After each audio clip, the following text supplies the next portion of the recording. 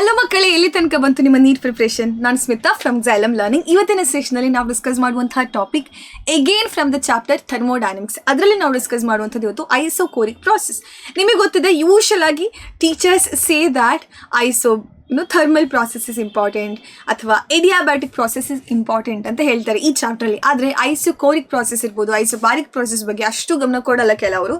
ಅಂಥ ಸಂದರ್ಭದಲ್ಲಿ ನೀಟ್ ಎಕ್ಸಾಮಲ್ಲಿ ಐಸೋಕೋರಿಕ್ ಪ್ರಾಸೆಸ್ ಅಥವಾ ಐಸೋಬಾರಿಕ್ ಬಂದರೆ then it will be a problem. ಆದ ಕಾರಣ I thought to cover isochoric process in detail today. And before I begin with the session, I want to tell you all that ನಮ್ಮ Xylem Kannada NEET YouTube ಚಾನಲಲ್ಲಿ we are uploading the content videos daily. ನಿಮ್ಮ NEET ಪ್ರಿಪ್ರೇಷನ್ಗೆ ಸಂಬಂಧಪಟ್ಟ ಹಾಗೆ physics, chemistry, biology content videos will be uploaded daily in our YouTube channel.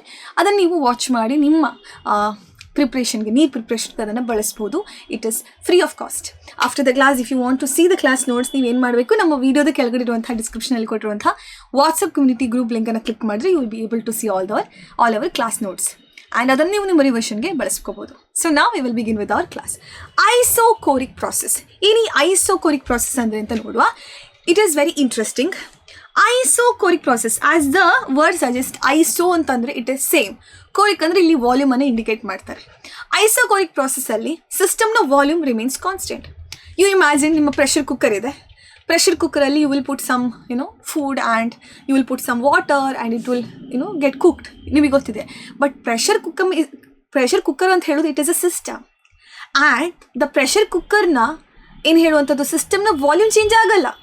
Water is the amount of food that you leave, but as a whole ನಿಮಗೆ pressure ಕುಕ್ಕರ್ನ size ಏನಾದರೂ change ಆಗ್ತಿದೆಯಾ ಅಥವಾ volume ಏನಾದರೂ change ಆಗ್ತಿದೆಯಾ? ಇಲ್ಲ. Gas cylinder ಇದೆ, ಅದರ ಒಳಗಡೆ ಲಿಕ್ವಿಫೈಡ್ ಪೆಟ್ರೋಲಿಯಂ ಗ್ಯಾಸ್ ಇದೆ, LPG ಅಂತ ಹೇಳ್ತೇವೆ ಅಲ್ವಾ. ಆ್ಯಂಡ್ ಕೆಲವು ಸಲ ನಾವು ಗ್ಯಾಸನ್ನು ಬಳಸಿದ್ರೆ ಹಾಗೆ ಏನಾಗ್ತದೆ, ಅದರ ಒಳಗಡೆ ಇರುವಂತಹ ಕಾಂಟೆಂಟ್ ಕಮ್ಮಿ ಆಗ್ತಾ ಹೋಗ್ತದೆ. ಬಟ್ ಗ್ಯಾಸ್ ಸಿಲಿಂಡರ್ನ ವಾಲ್ಯೂಮ್ ಯಾವ ಥರ ಚೇಂಜ್ ಆಗ್ತಿದೆ? ಇಲ್ಲ. ಸಿಲಿಂಡರ್ನ ವಾಲ್ಯೂಮ್ ಆಸೆಚ್ ಇರುತ್ತೆ. ಸೊ ಇದು ಫಿಕ್ಸ್ಡ್ ವಾಲ್ಯೂಮ್ ಅಂತ ಹೇಳ್ಬೋದು. System has a fixed volume.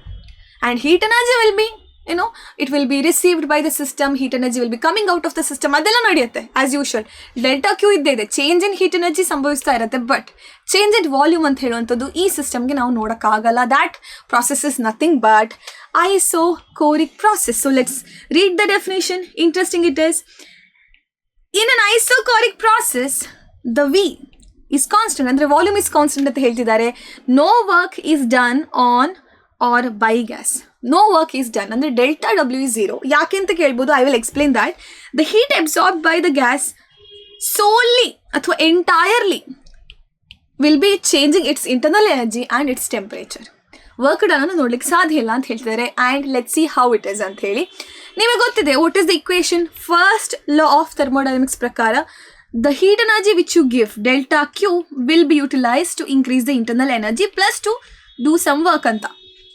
Work done ಅನ್ನು ನಾನು P ಡೆಲ್ಟಾ ವಿ ಅಂತಲೂ ಬರಿಬೋದು. ಸೊ ಇದು delta U plus P delta V ಆಯಿತು. ಆ್ಯಂಡ್ ಲೆಫ್ಟ್ ಹ್ಯಾಂಡ್ ಸೈಡಲ್ಲಿ delta Q.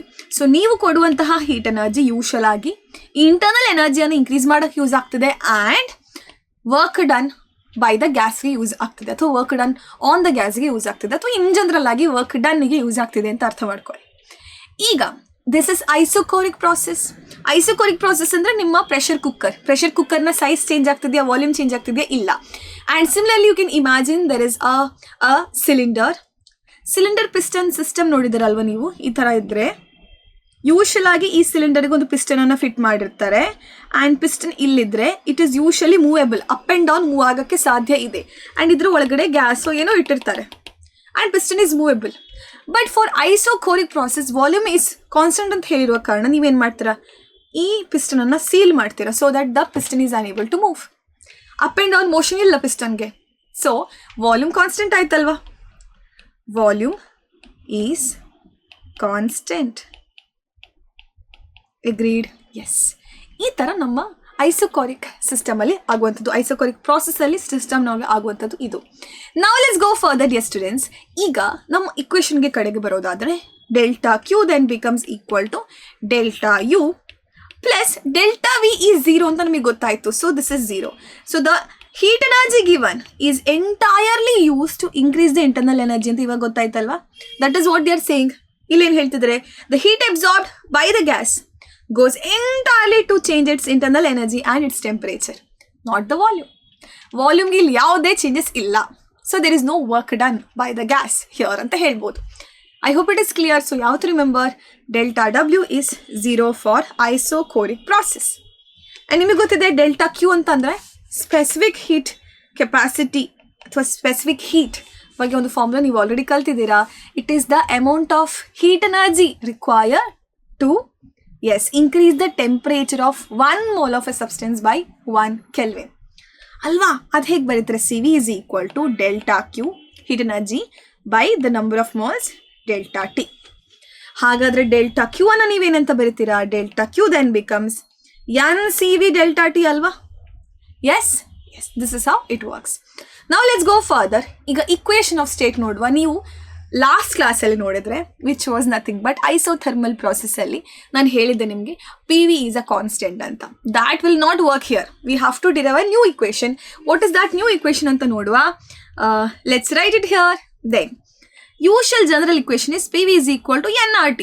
P is the pressure, V is the volume, N number of moles, R gas constant and T temperature ಇದೆ. ಈಗ ನಮಗೆ ಗೊತ್ತಿದೆ N ಮತ್ತು R ಇಲ್ಲಿ constant ಇದೆ. We are not making any changes to number of moles. R anyway constant.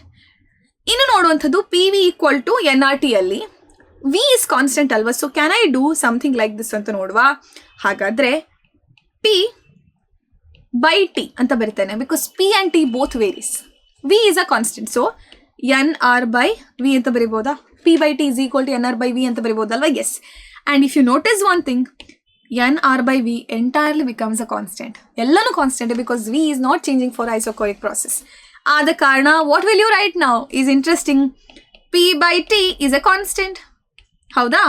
ಹಾಗಾದರೆ pressure of the gas is directly proportional to the temperature in Kelvin. This is the graph which we get. ಅಥವಾ P by T is a constant ಅಂತಲೂ ಬರೀಬಹುದು. Correct. I hope it is clear. So ಇದರ graph ಹೇಗೆ ಬರುತ್ತೆ ಅಂತ we will see that. And before that ಈ ಇಕ್ವೇಷನನ್ನು ಈ ಥರನೂ ಬರಿಬೋದು. P by T is a constant ಅಂತ ಆದ ಕಾರಣ ನೀವು ಬರಿಬೋದು ಏನಂತ ಹೇಳಿ, P1 by T1 equal to P2 by T2 ಅಂತ ಬರಿಬೋದು. ಯಾಕೆಂತಂದರೆ P1 by T1 is a constant ಅಥವಾ P by T is a constant. So P1 by T1 will be is equal to P2 by T2. So rearrange ಮಾಡಿದ್ರೆ ನಿಮ್ಗೇನು ಸಿಗುತ್ತೆ? P1 by P2 is equal to T1 by T2 ಅಂತ ಸಿಗುತ್ತಲ್ವ? ಅದನ್ನೇ ಅವರು ಇಲ್ಲಿ equation ಕೊಟ್ಟಿರುವಂಥದ್ದು. So ನಿಮಗೆ ಒಂದು ಗೊತ್ತಾದರೆ ಉಳಿದಿರೋದಂತ ಡಿರೈವ್ ಮಾಡೋದು ತುಂಬ ಈಸಿ ಆಗುತ್ತೆ. Clear? So this is the equation of state. So ಏನೆಲ್ಲ ನೋಡಿದ್ವಿ ಇವಾಗ? ಡೆಫಿನೇಷನ್ ಆಫ್ ಐಸೋಕೋರಿಕ್ ಪ್ರಾಸೆಸ್ ನೋಡಿದ್ವಿ. ಅದಾದಮೇಲೆ ಫಸ್ಟ್ ಲಾ ಆಫ್ ಥರ್ಮೋಡೈನಮಿಕ್ಸ್ ನೋಡಿದ್ವಿ. ಆ್ಯಂಡ್ ಇಕ್ವೇಷನ್ ಯಾವ ಥರ ಚೇಂಜ್ ಆಗ್ತಿದೆ ನೋಡಿದ್ವಿ. ಇಲ್ಲಿ delta Q equal to delta U ಅಂತ ಬಂತು. ಇಕ್ವೇಷನ್ ಆಫ್ ಸ್ಟೇಟ್ ನೋಡಿದ್ವಿ. Next the diagram, indicator diagram, how it happens ಅಂತ ನೋಡುವ. If you notice one thing here, pressure versus volume ಗ್ರಾಫನ್ನು ಕೊಟ್ಟಿದ್ದಾರೆ. ನಿಮಗೆ ಗೊತ್ತಿರಬೇಕಾದಂತಹ ಒಂದು ವಿಷಯ, volume is a constant for isochoric process. ಆದ ಕಾರಣ pressure you can see that it is keeping on increasing. But in all these times the volume is the same. ಇದೇ ಲೈನಲ್ಲಿ ಇದೆ volume is remaining constant. So the graph looks like this. It is a vertical line and the slope of the graph here becomes what? It is always tan theta. Here theta is 90 degrees, so tan 90 ಅಂತ ಬಂತು, which is undefined. So dear students, next one is work done by the gas. ನೀವು already ನೋಡಿದ್ದೀರ first law of thermodynamics ಅಲ್ಲಿ ನೀವು ಕಲ್ತಿದ್ದೀರ ಏನಂತ, change in volume 0 ಆದ ಕಾರಣ delta W becomes 0 for this particular case which is isochoric process.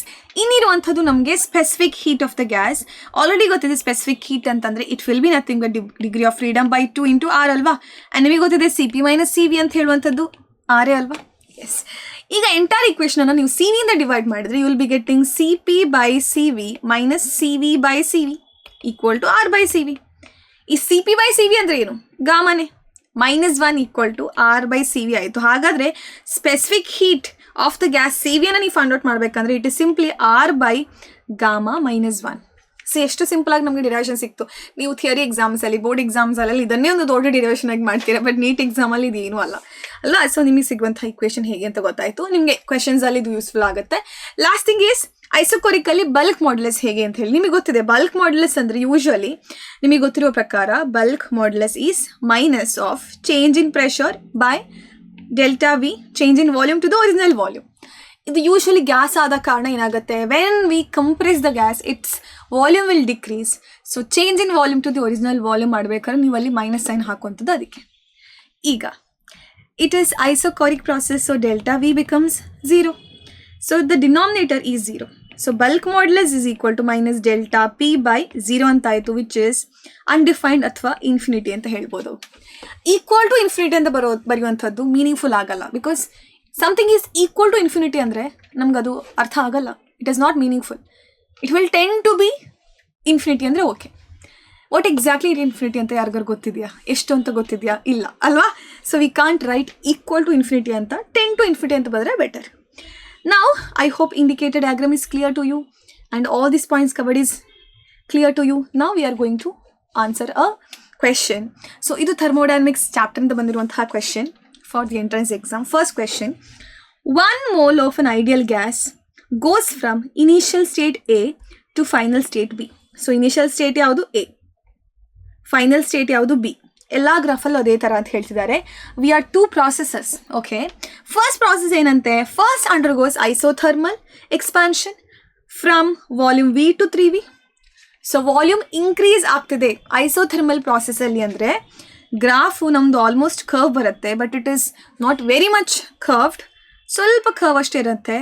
So this is P versus V graph ಆಗುತ್ತೆ, P versus V ಅಲ್ವಾ? S.